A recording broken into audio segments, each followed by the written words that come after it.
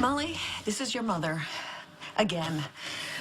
Honey, you are not doing yourself any favors at all by not returning my phone call. And if you don't make yourself available to me immediately, You calling me?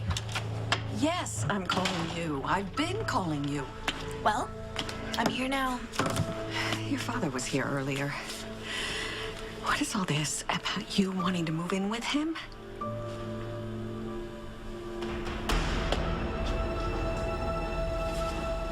So we agreed? Agreed. Good. I'd say this was a rather productive meeting, don't you? Everything's falling into place. So now that we're both in agreement, can we get the ball rolling on this whole thing? The sooner it's done, the better off we'll all be. Agreed. Look at you two. Thick as thieves. So funny when those old sayings are so appropriate, isn't it? I'm not interrupting anything, am I?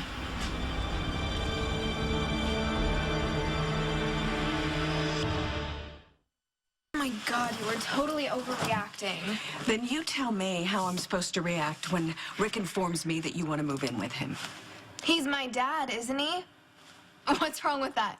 Well, that wasn't part of the arrangement when he moved away. Well, he's here now, and maybe he'll be able to understand that I'm not a little girl anymore. I know that you're not a little girl, but you are not an adult either, and you certainly aren't old enough to do what you were doing with TJ. Well, maybe Dad will see it differently when I move in with him. You will move in with Rick over my dead body. No, just attorney-client talk. Nothing for you to worry about.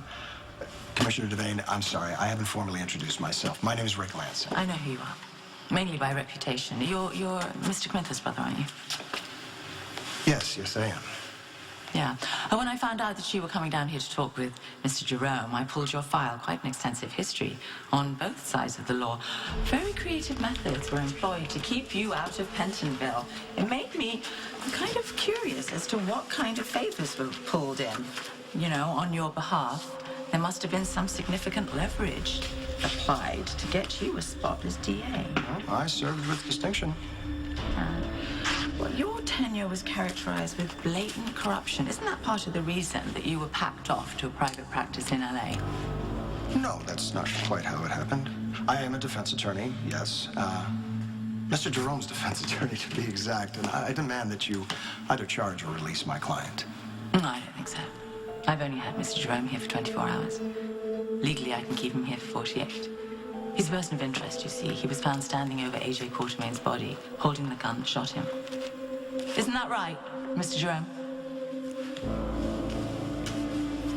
I told you, Commissioner. I picked up the gun for my own protection after I found AJ shot and lying on the floor. There, simple enough. You have as much evidence to corroborate my client's story as you do to refute it. You have no reason to hold him here. No reason other than his past criminal acts, many of which I'm personally familiar with. Oh, so this is a personal grudge against Mr. Jerome.